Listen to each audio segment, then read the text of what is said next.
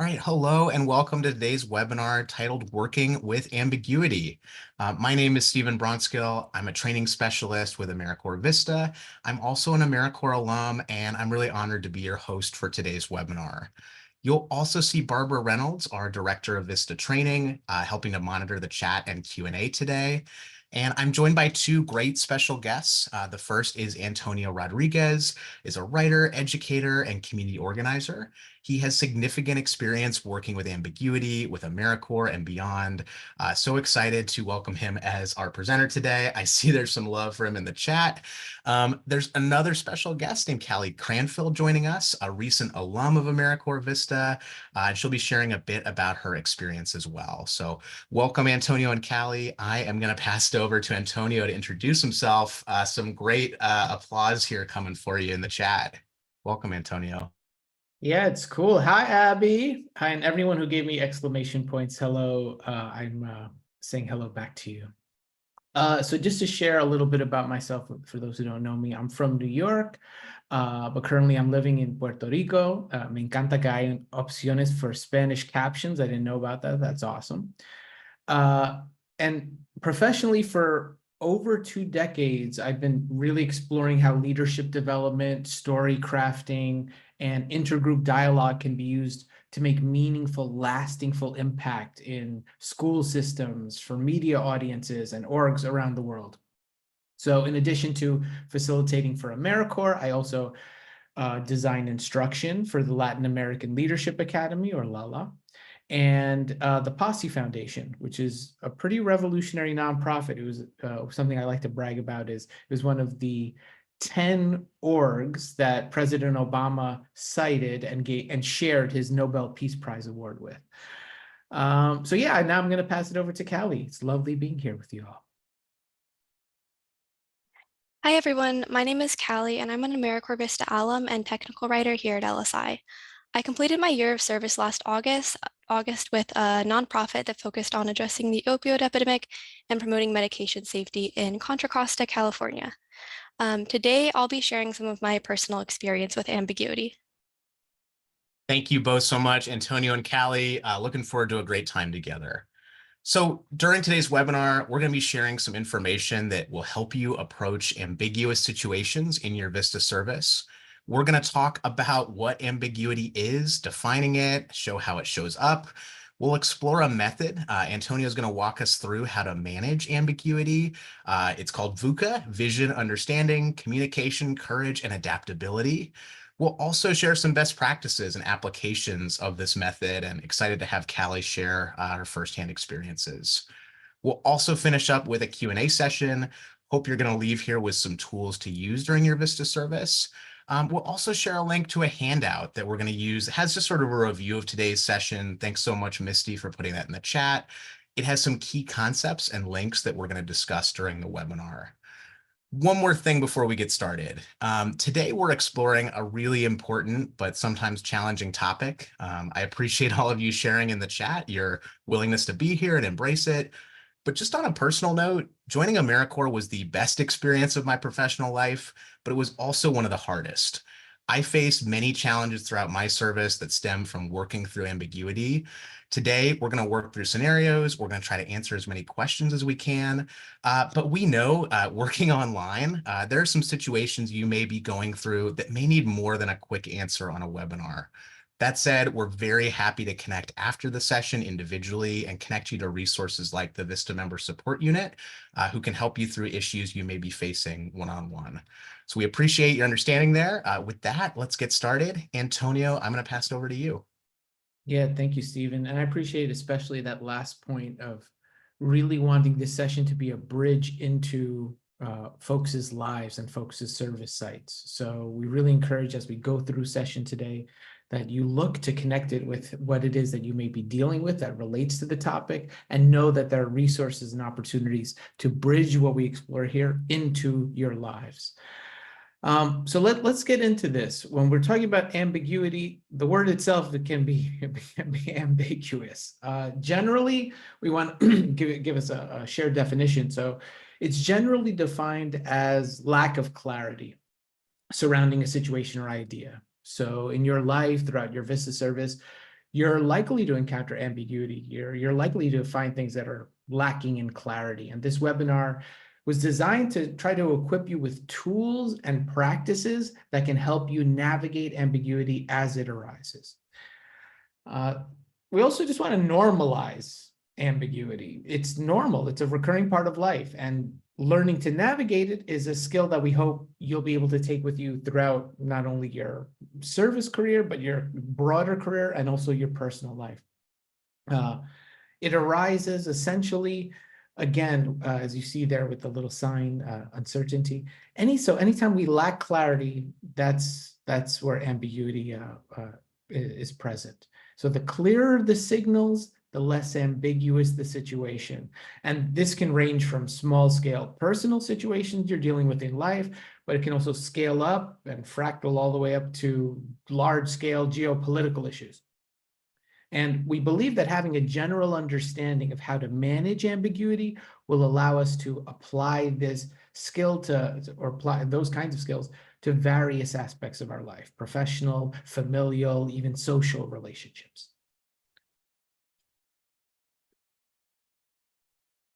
So we also want to note that there are going to be parallels between your service and your life. And VISTA service is likely going to expose you to situations where there is ambiguity. And we hope that will serve as an opportunity for you to practice your skills in how to deal with ambiguous, unclear situations, generally speaking.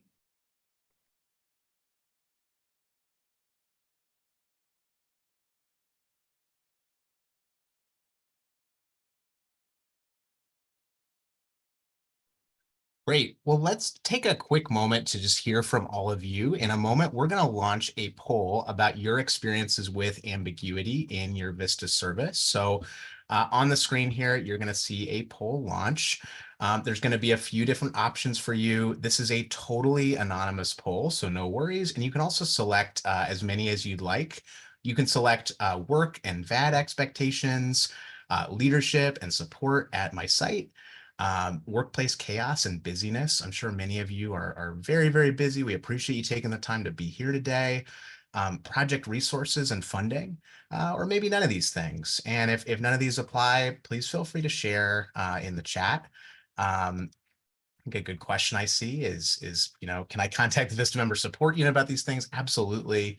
That's something that we'd love to have you reach out to about this, but I think Antonio is going to share some really good ideas and strategies for dealing with all of this. So we're going to give you a few more seconds. It looks like about 2/3 of folks have had the opportunity to answer. Again, completely anonymous, totally okay. Select as many as you'd like. We actually are going to share out these results just so you all can take a look. Let's do that now. So it looks like over 1/3 of the members on this call are having some issues with work and VAD expectations. Maybe 1 in 6 or so, 1 in 5. I see some all. Thanks, Shannon. Leadership and support, busyness, project resources. Maybe there's some other things that aren't listed here as well. I am going to pass to Callie just to share a little bit about her experience with this. Hi, everyone. So yeah, during my term, the overdose prevention nonprofit that I served at benefited from this new internship program that focused on Narcan distribution. Interestingly, a few of these interns wanted to help with our capacity building as well. They volunteered to help me collect and analyze data from a news source that provided real-time updates on overdose incidents. Although I really appreciated their willingness to help, I was also pretty stressed out. Guiding a group of eager interns without a clear playbook was all new to me, and figuring out where to start was much more challenging than I originally expected.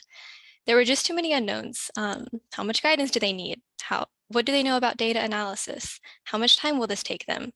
I really doubted if I would be able to direct these interns in a way that would let them create meaningful contributions and experiences. And I'll pass it back to you now, Stephen. Callie, thanks so much for sharing your experience. I think that's something that we probably all can relate to, a similar story. We'll stop sharing and move on here, but I hope it's helpful to see that all of us are experiencing some kind of ambiguity at our service site. We're going to explore these situations throughout the webinar. So Thanks again, Callie. Just as we heard from her account, ambiguity can cause and contribute to stress and anxiety in the workplace. And finding tools and strategies to manage this can help you improve that anxiety and lessen discomfort in your service. Before we dive into the model that Antonio is going to share, I just want to take a moment to talk about some solutions you may have to things you've already encountered. I'd love to hear in the chat, and I know some of these can be, lengthier stories. Would love to put this in a sentence or two.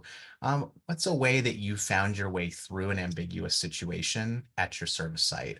We're going to play a little music. Would love you to share. Take a look what your colleagues have to say, and feel free to get started.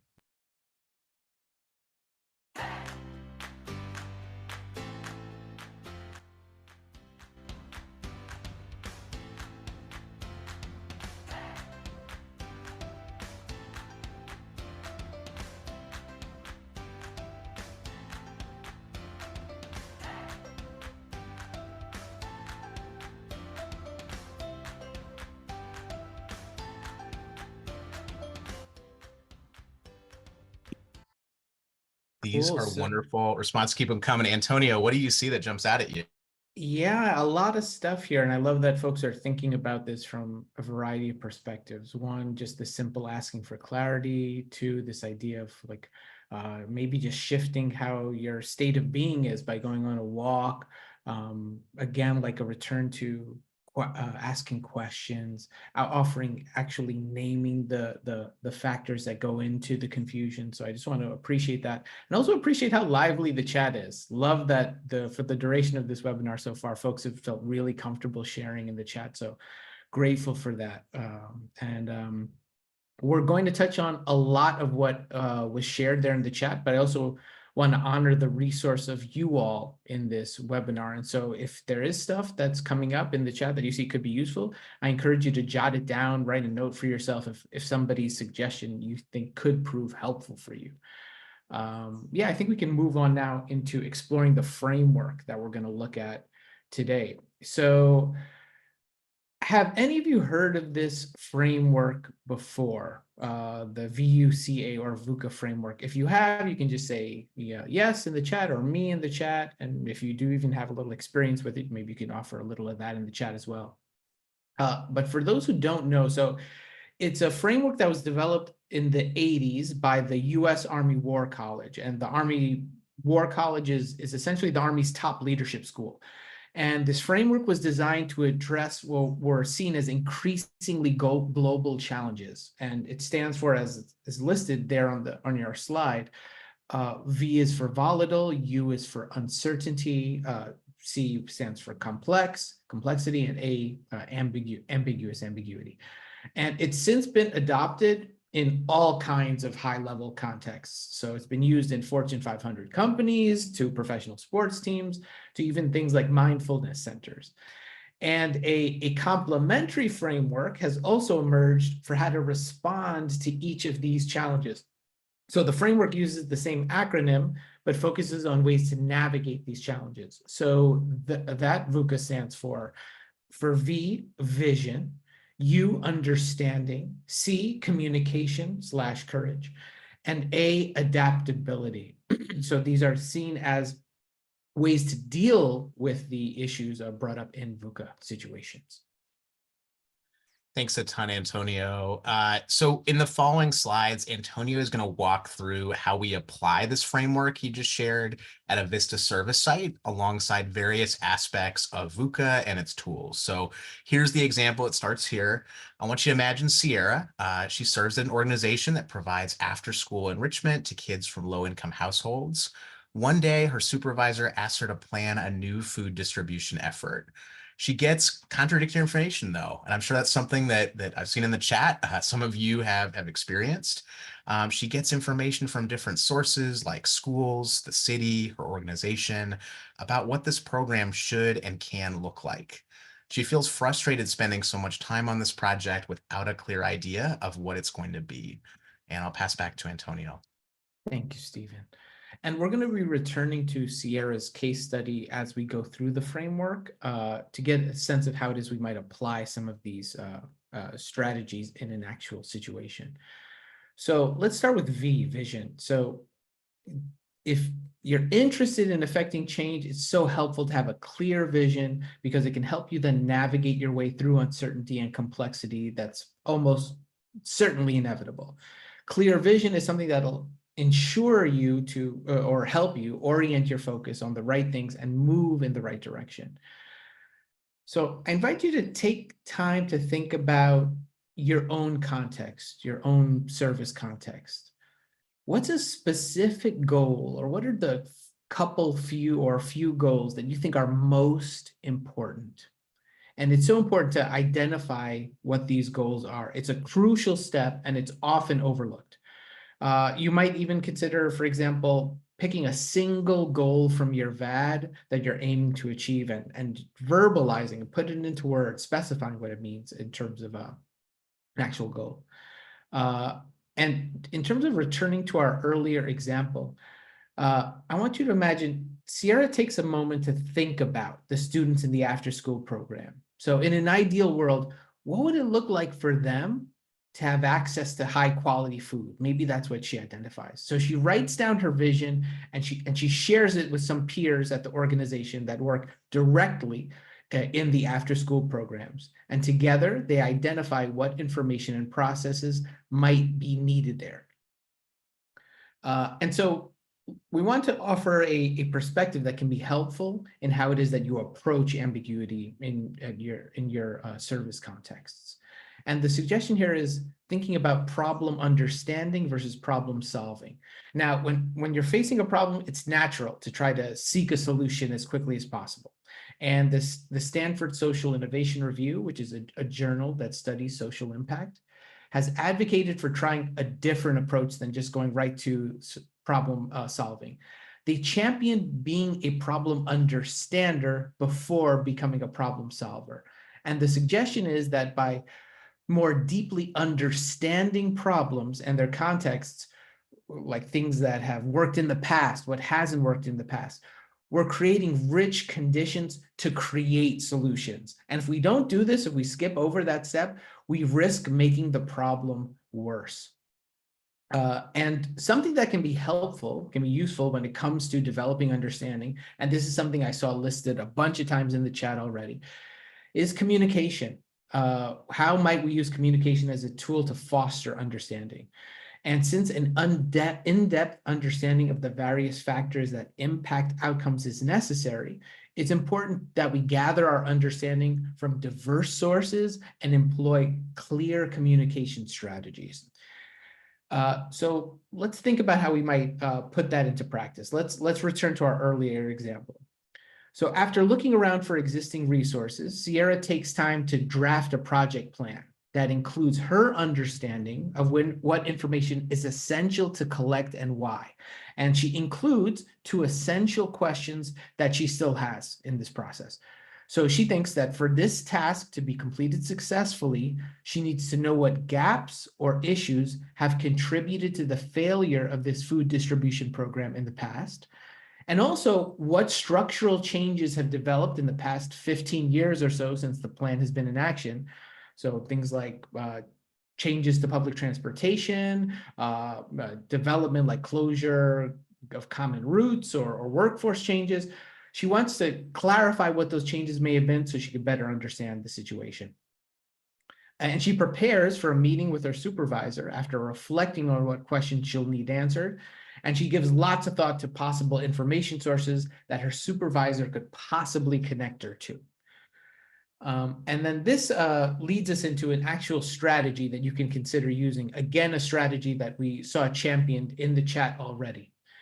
How do we use questions? How do we ask questions? And how do they help us gain clarity, reduce ambiguity?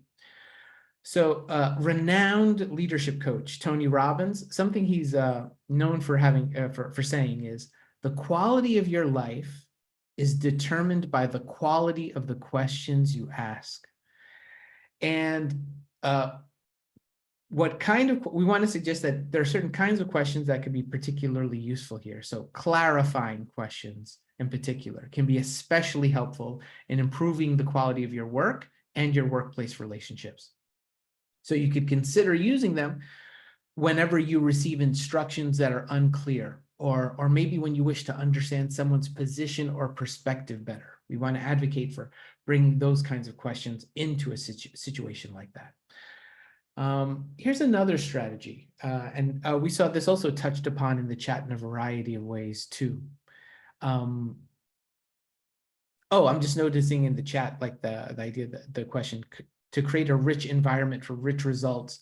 That's the idea of really going after understanding, seeking understanding. And the richer your understanding is, rich solutions may emerge from the depth of understanding. Just want to catch that when I see it there, JC.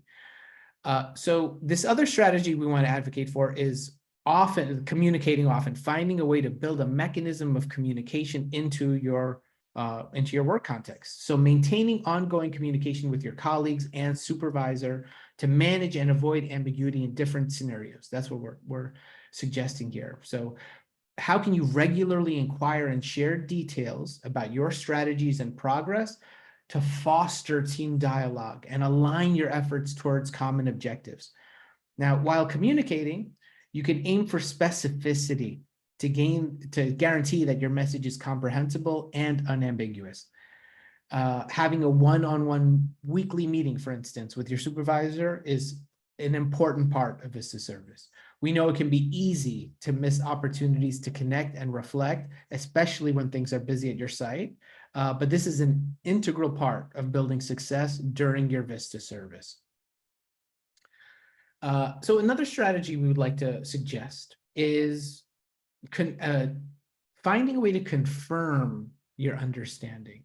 So if an ask or project task is ambiguous, is unclear, you can rephrase back your understanding to confirm. It's an easy thing to not do, and we wanted to advocate the practice of it.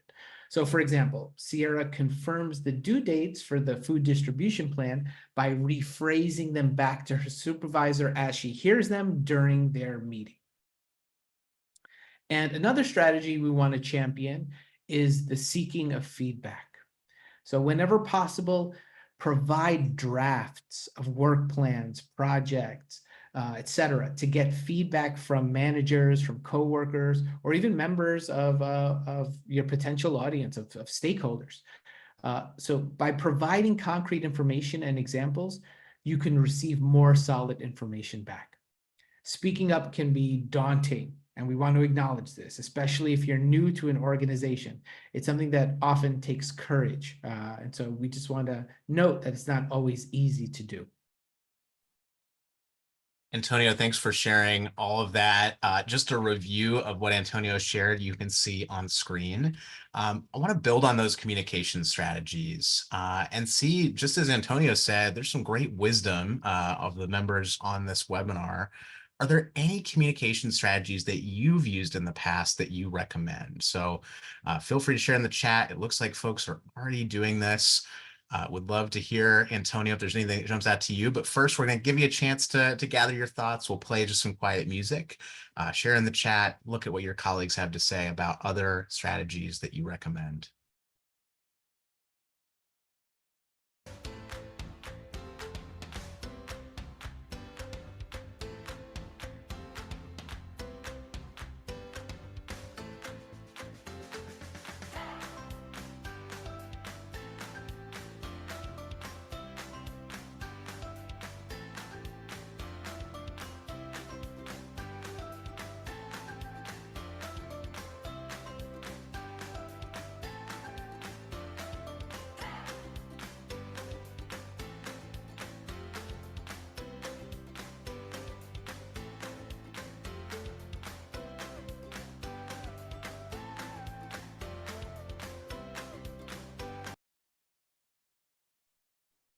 Thank you all so much for sharing. Yeah, Antonio, feel free to jump in. Yeah, sorry for cutting you off there, Stephen. Yeah, again, just really appreciating how much energy and how fertile the chat is. Folks are sharing experiences. They're also just pointing to particular communication strategies.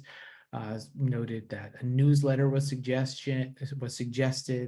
The idea of really testing out ideas ahead of time, pacing the time frame of a conversation. And also well, lots of stuff here. This idea too of building relationships across time so that you're seeding the ground for ease of feedback, for ease and of being able to talk about these things ahead of time and throughout your service. I think it's very wise. So I just want to appreciate what's being shared there. And there's lots of stuff I won't have the opportunity to get to now. So thank you, and please keep it going in the chat. We want to move forward and continue exploring the framework and getting to this C, because it's something we touched upon a little bit, and I even see it hinted at in some of the ways that conversations have been having in the chat. So this idea of courage.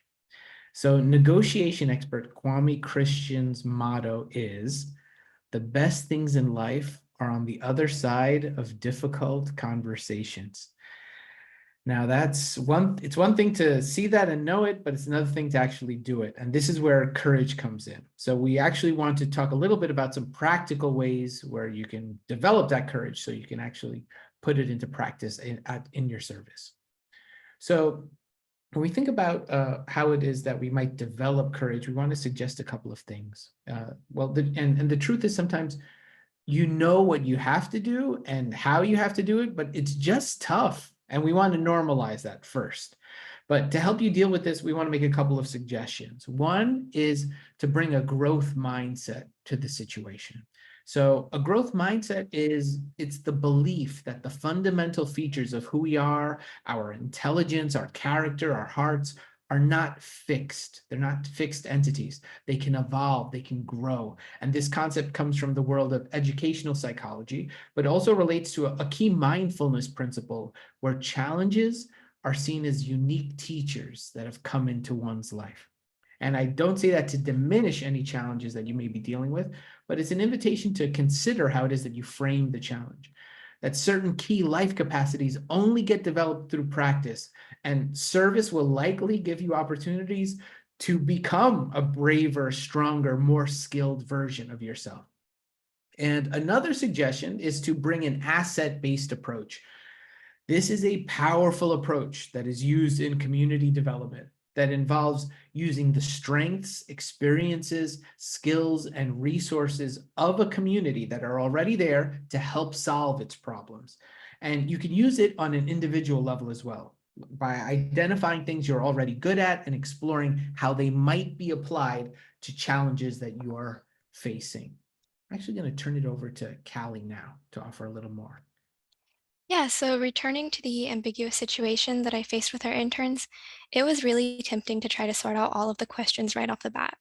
The problem was I just had too many, and I couldn't fully answer them in the short time that we had. So instead of clearing up the ambiguity, I decided to lean into our different strengths. I know the project and they know their own capabilities and expectations. So I sent an email explaining the project and its current needs. This way, the interns could direct their workloads based on their own skills, interests, and availability. Fortunately, it worked out thanks to their talent and motivation. The data analysis was simple but could be time-consuming, and they suggested practical tools and ideas that I never would have thought of. I think it's stressful to feel lost in your role, but I think being comfortable with some degree of uncertainty is really important. And now back to you, Antonio. Thank you, Callie. It's beautiful, and it's so useful to hear exactly how it is that you've put this into practice in your own service life. So thank you for that. And in that same direction, we want to invite you to bring certain questions to yourself that may help shed light on how it is that you may put some of these suggestions into practice. So you can ask yourself, what existing data can I draw on to learn more? You can ask yourself, what opportunities are there for me to create clearer processes and information? What strong skills and values do I already have that could be useful, could be helpful in these situations? And also, what skills am I learning and improving through this perhaps frustrating process? Giving yourself clarity on these things can be very useful, very helpful. And so let's return to Sierra's example. So let's say Sierra makes edits to her draft plan, and now she's including helpful existing resources, contacts, and the leadership she feels she can provide on the project. She feels, however, that she's hit a roadblock due to a lack of funding for the project. To serve all of the proposed areas, it will exceed the existing budget. Initially, she feels frustrated. She feels helpless, but has the idea to state her case to the leadership committee and explain why it is important to serve all of the proposed areas, because not only does it benefit the greater good, but it also aligns with the organization's mission. The organization's leadership, after hearing her, is able to add one more school to the program, given Sierra's inspiring presentation. But they're going to have to wait until next year in order to expand to every school that they serve because of funding reasons. And so we, again, just invite you to think about how it is that you put these, you can start thinking about how you can actually apply and put some of these ideas into practice. And moving into the last piece of the framework, the A in VUCA. So adaptability. And adaptability can be one of our greatest strengths in a world that is constantly changing. And as much as we strive to prevent ambiguity, it will inevitably arise. And at times, this calls for us to move past things that we cannot change and focus on things that we can, which sometimes means preparing for multiple outcomes. Let's go back to the Sierra example. So Sierra's supervisor makes a few adjustments to her plan and informs her that there are some things she hadn't considered. So there's these complex technical food safety regulations that you need to honor in order to provide fresh food to students as organizations that are outside those schools. Now, Sierra receives this with anxiety because her plan has focused on the importance of providing fresh food in the program. But she adapts and she creates two possible plans. One that provides only nutritious packaged food for the program, and one that collaborates with the school or the food sanitation board to see if there's any way to still provide fresh food. So again, that idea of creating multiple suggestions, strategizing in a way that broadens how it is that you're approaching the situation. And let's look at this idea of work expectations. This is also a theme I saw touched upon in some of the chat discussions earlier. We've been looking at examples of ambiguity that arise from working in communities, but let's look at some other sources of how it is that ambiguity may arise. So at your actual service site, you may experience ambiguity or a lack of clarity concerning work expectations. Now, this may show up as a change in work pace from day to day, with some days being quite busy while others not at all. Or you may experience a lack of clear structures in place, which can leave you really unsure whether or not your contributions are correct. I remember seeing someone in the chat say, you know, every time I go to my supervisor for feedback, all they say is, you know, I'm doing great, I'm doing great. And lastly, there may also be a lack of clarity in the expectations surrounding a VISTA member's VAD. Now, we're going to talk through a scenario that a VISTA member could experience at their service site, and then employ the VUCA framework with it. And for that, we're going to turn over to Stephen. Thanks so much, Antonio and Callie. So let's take a moment to think through this with the VUCA framework as it might apply to some situations in your VISTA service. So some of you said this in your poll. I think about a third of members on this webinar had a similar issue, but you know, here's the scenario. A month into your VISTA service, you have come to realize that your day-to-day activities are different than what was outlined in your VISTA assignment description. Those day-to-day activities might have tasks you haven't done before, and you're unsure of the expectations. So which elements of that VUCA framework that Antonio just shared, they're also on screen here, could you use to gain some clarity about the situation? Going to ask you to share in the chat. Look forward to hearing your responses. Going to give you a few seconds here to type and to reflect.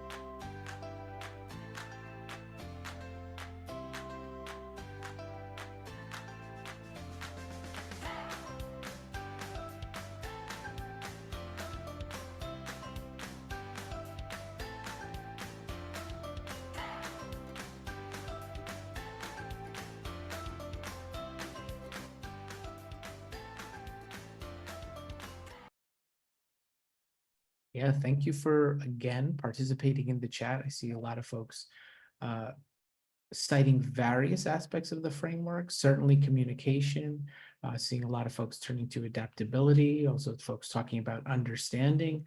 I noted some people were also already making very specific ties with situations that they are dealing with at their site. So thank you for that. Also, again, want to honor the chat for how it is that folks are supporting each other and checking in with each other and really trying to develop knowledge together in that chat. So thank you all for that, and let's keep that going. We're going to move forward to, again, just try to further contextualize how it is that we're thinking about this framework and what it is that you may experience at your site. So something that you may experience is a change in supervision. So changes to supervision can certainly lead to uncertainty at project sites. And if you encounter a change in supervision or lack guidance, we want to encourage you to seek support from your organization's leadership team or the AmeriCorps Regional Office. Those resources are available to assist and guide you during your VISTA service. And we just really want to encourage you to utilize them and develop a familiarity with what they are and a comfort with actually being able to turn to them. Another experience that may contribute to ambiguity at your service site is a lack of certainty in project funding. Now, maybe your project site lacks resources for you to be able to even achieve your VAD goals, or to get maybe funding for an initiative is that you're working on might be cut altogether. And that leaves you without clarity on the future of what the initiative might be. And as we continue to discuss like various sources of ambiguity at service sites, I'm going to hand it over to Stephen, who's going to walk us through a scenario that helps us clarify this a bit. Yeah, thanks, Antonio. And I think some of the things you just shared really resonated with some of our members in the chat, from supervision to financial resources. I'll just put in a quick plug. The Q&A is a great place if you've got a question for Antonio. I'll also say the VISTA Member Support Unit is another great place to get support. We would love to connect you if you'd like. But as Antonio mentioned, I do want to talk through a brief scenario. We're very happy to talk more after this webinar individually.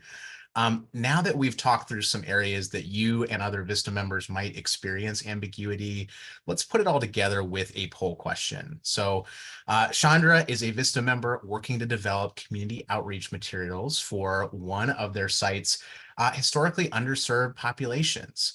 And Chandra learns that funding for that project from a local foundation will be reduced in the coming months.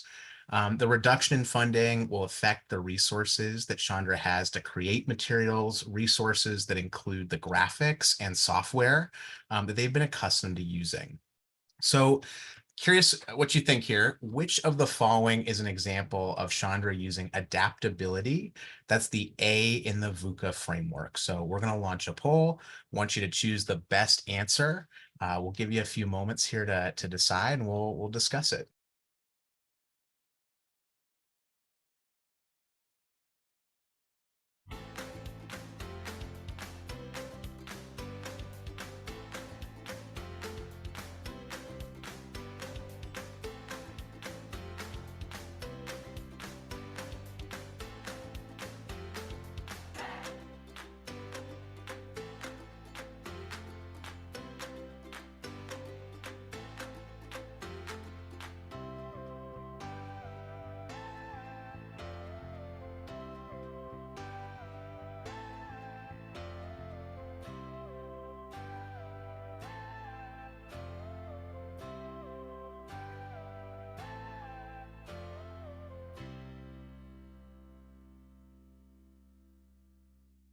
So excellent job, everybody. Going to give you a few more seconds to respond, and then we'll discuss the correct answer here.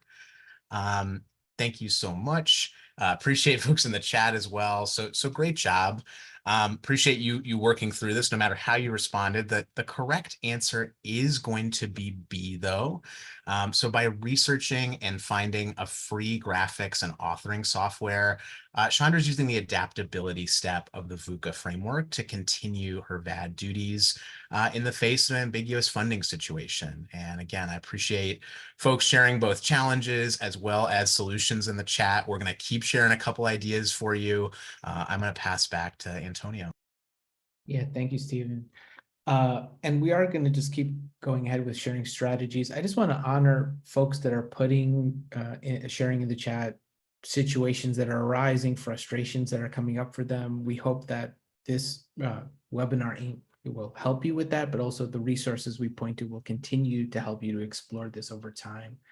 So another contributor to ambiguity at a service site, it could be busyness. Worksite busyness can absolutely be a source of ambiguity. You know, for example, a member's project site could be busy and chaotic, causing a lot of stress. And if your site is causing you stress, we encourage you to communicate these concerns with your supervisor or whatever leadership that you're most connected to explore possible organizational changes that could help you.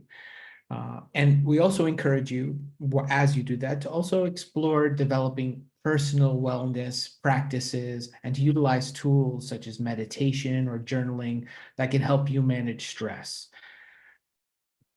Again, moving forward. So another ambiguity source. Sometimes VISTA members experience a lack of clarity on an individual or project impact. And this can happen if the impact of a project in a member's community is unclear. So if you experience lack of clarity concerning the impact of your work on your community, it may help to ask questions to your supervisor, to other leadership, to colleagues. I've noticed that a lot in the chat, just a championing of the asking of questions. And if you have a VISTA leader at your site, you may consider reaching out to them directly. You can also engage directly with community members to foster this conversation.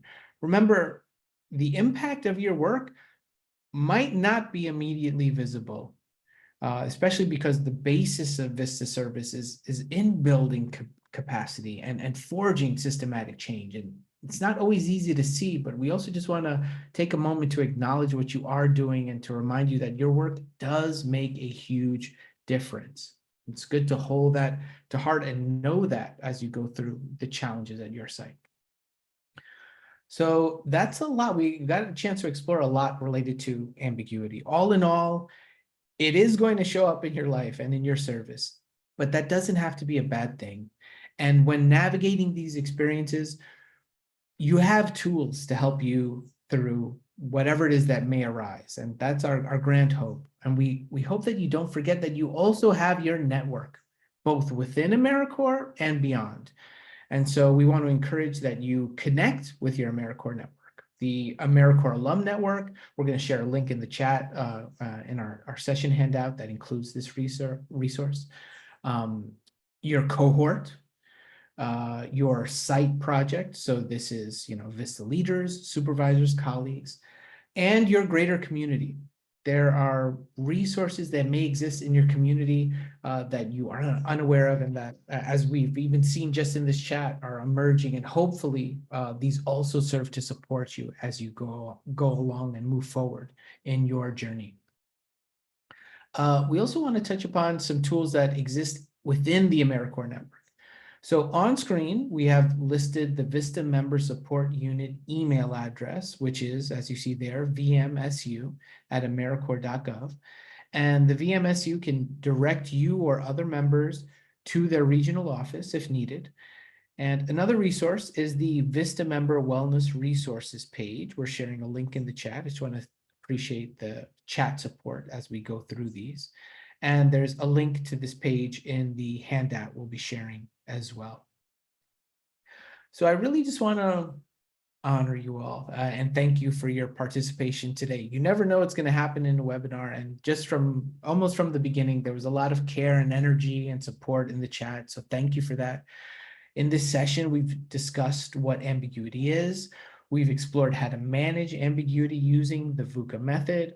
And finally, we have delved into some applications of the VUCA method in VISTA service. So let's now explore putting the pieces together in a review question. So Stephen's going to guide us through that. Yeah, appreciate you, Antonio. And I second the thanks for this amazing group on the webinar today. To review some of the tools we've discussed, we're going to do one final poll question. And the question is this: which of the following communication strategies can help you understand an ambiguous situation? So you could say A, rephrase to your understanding to confirm mutual clarity. B, generate as many ideas as possible to form connections. C, reach out to the highest leadership at your organization. And D, avoid text-based communication, only share essential information. So give you a few moments here to respond. Appreciate your participation.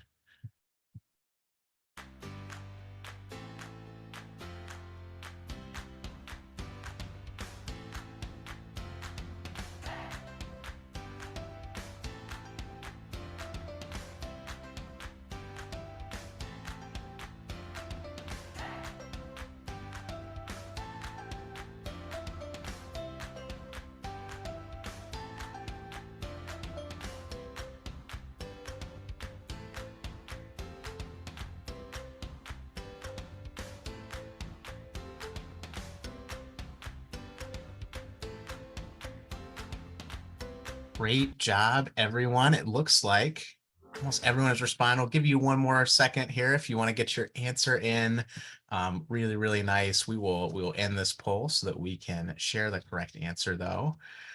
And again, I want to thank you all for participating. The correct answer or best answer is A, to rephrase your understanding to confirm mutual clarity. I hope these and other tips from Antonio and Callie are helpful as you find your next steps at your VISTA project. I do want to share a couple of resources. So we'll put in the chat one more time our session handout, some of the links that Antonio's referenced today. This is also something that I will be posting on the VISTA campus and sending out in an email. But these are some tools that we recommend for further study, and hope you can take a moment to look through this and see how they can apply to your site. And thank you all so much for the wonderful feedback. We would love to hear what you thought about this webinar, how we can improve it in the future. Your input is incredibly valuable to us. We're going to share in the chat a link just to share your feedback to see how we can improve this in the future and how we can support you and the amazing service you do every day as VISTA members. It's really quick. We appreciate you. It should be in the chat. It'll also show up when you close Zoom, and I'll be sure to send it to you tomorrow. So thanks so much for sharing your feedback. I do want to turn it over to all of you because we've got a little time and we've got some amazing presenters. I'm incredibly grateful to Antonio, to Callie for sharing their wisdom, some very well-deserved claps and celebration and hearts in the webinar here. Also grateful to our VISTA Director of Training, Barbara Reynolds, for helping answer some questions in the Q&A. Keep them coming. This is a great opportunity to put things in the Q&A if you have questions. As always, we're happy to follow up one-on-one. I see one question before I give one to Antonio. So the slides from today, I will post in the chat in just a moment. It's also going to be sent to you by email. It'll also be posted on the VISTA campus. I do want to ask Antonio a question. I saw this in the chat towards the beginning of the webinar. So Antonio, you talked about growth opportunities and getting feedback from your supervisor. What would you do if your supervisor doesn't provide feedback or growth opportunities? Yeah, that's tough. I don't know that there's one catch-all solution, but what I would suggest in that situation is to, well, it depends, because I'm thinking back to someone who, maybe it's the same comment that you saw, Stephen, where someone shared that, look, I ask for feedback, but I don't really get it. I just get the great, keep going, keep going. I think that's an occasion for communication and courage, where you think to yourself, and actually kind of all of the VUCA pieces, where you develop a vision for yourself of like, what kind of feedback would be most useful for you? What is the feedback that when you really think about what would most help your development and growth, You can clearly identify, look, I would love to know if I can be better organized. How is my level of writing for given the context of the work that we're doing? Am I engaging with community members and stakeholders enough? So developing a list of what you think would be the most useful categories or areas for you to grow and develop in, and then creating some space to have a conversation with your supervisor or whoever your key leadership person is, and just laying out really honestly that you appreciate receiving the positive encouragement and feedback, or you don't want to disrupt their workflow, but it would be really helpful for you, given the larger goals of the organization, given the larger goals as listed on your VAD, to receive helpful perspective in this area, this area, this area, this area, and this area, and then see how it goes from there. So I would advocate just getting really clear on what kind of feedback would be most useful for you, given the service site, given its impact goals, given what's stated on the VAD, and then going and having a very specific conversation that admittedly may take courage with a supervisor and request exactly that, while also sharing that big why. This is why I think it would be useful for me. This is why I think it would be helpful. And this is the impact I imagine that feedback could even lead to. Thank you for that, Stephen.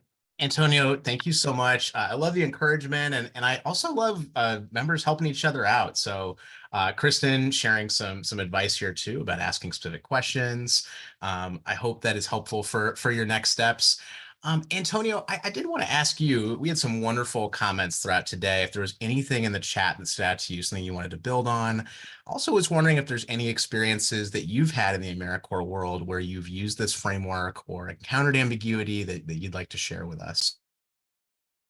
Yeah, there's so much in this chat. There could be another 2 to 5 webinars where we just go through the chat and go through what everyone has been sharing. So again, I just want to honor the chat for the energy and also just the kind words, folks saying that they found use in this and helpfulness in this.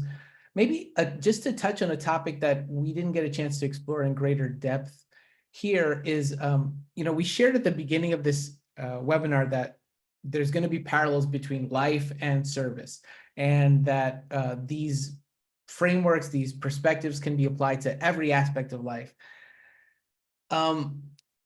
This is an analogy. Let's see if it works. I heard someone once say that it was about essay writing. They were giving advice about essay writing. They said, if in the course of writing an essay, you don't develop as a person, you don't become a richer, more powerful version of yourself, you didn't write the essay right.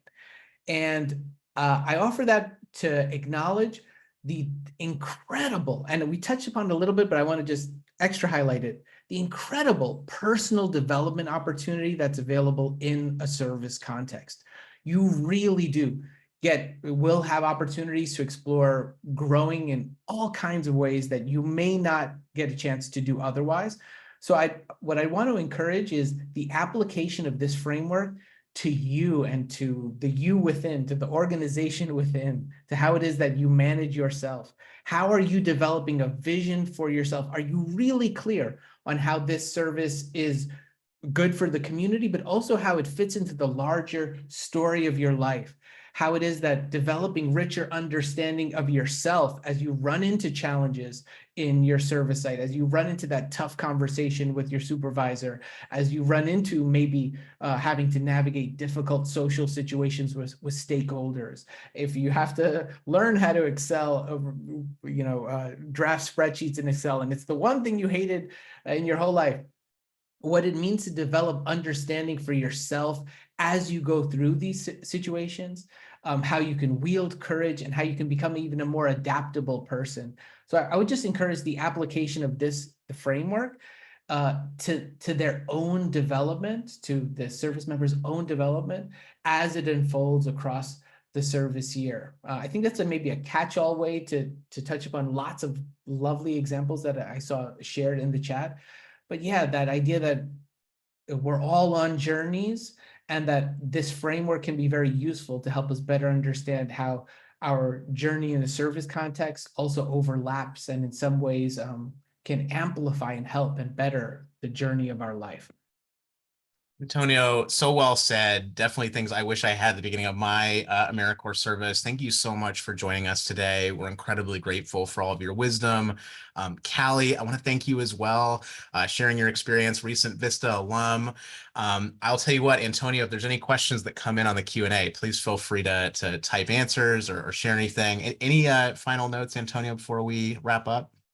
I want to, well, first of all, thank you for all the kind words, but also, are there any resources you want to offer extra championing to? Because this is something I've seen a lot with members, that sometimes they're just not aware of. We had the VMSU email up a little earlier. So any last resources that you want to offer attention to, or kind of like shout out, that can help folks build a bridge between what's been explored in this session and their service lives across time?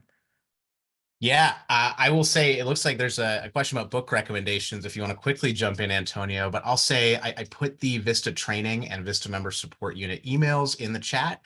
I also would definitely recommend the resources listed at the end of our handout, and I'll be sure to share that with everybody in the wrap-up email. But any quick book recommendations, Antonio? I don't know. I'm going to be so honest here. I have ambiguity about what I can talk about or don't. I really do. But one of the things that immediately comes to mind is there is a renowned teacher in engaged Buddhism named Thich Nhat Hanh, and I'll put his name in the chat. I think he's fairly he is very uncontroversial, and he has a grand history with doing very beautiful high-level impact work globally for peace.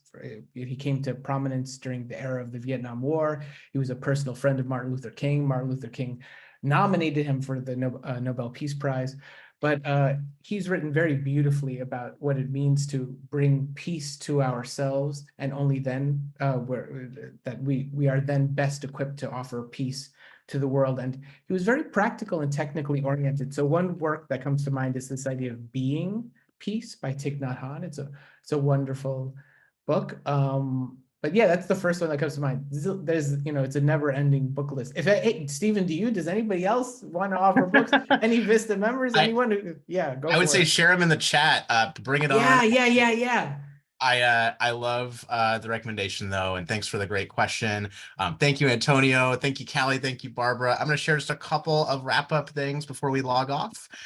So I will post this recording and handout. You stay on the VISTA campus later this week. To access those materials, you just need to log in and locate the learning path. Once you log in, you're going to click on the catalog button. You can see that red square on the screen. That's going to bring you to the learning paths on the VISTA campus. Welcome to explore at your leisure. Today's webinar, though, is going to be posted under the My Professional Development learning path. There's a lot of great stuff in there for you as a VISTA member. You can search for this or filter by members. And if this is your first time looking at it, you're just going to have to click enroll to join. Just a couple of quick steps. Once you've joined that learning path, you can browse through the webinars as much as you'd like. I want to thank you all so much for sharing the great recommendations and the kind words. Keep them coming. We hope you can join us for our next webinar. It's going to be called Translating VISTA Service to Life After AmeriCorps. That basically means helping you with your next steps. No matter where you are with your service, we hope we can support you with what you do next and continue your service journey. Use some of the techniques Antonio shared today. That's going to be Wednesday, March 27th, same time, 3 to 4 Eastern. We would love to see you there. You can register for that either at the link that we'll share. Also, you can go on the calendar to upcoming events. Just log into your VISTA Campus account and a blue or green dot will show the event on March 27th. You can register and we hope to see you there. Just on behalf of Antonio, Callie, Barbara, I want to thank you all so much for your participation today. Thank you for your service. Thank you for all that you do as a VISTA member. This concludes our webinar. We look forward to seeing you all very soon.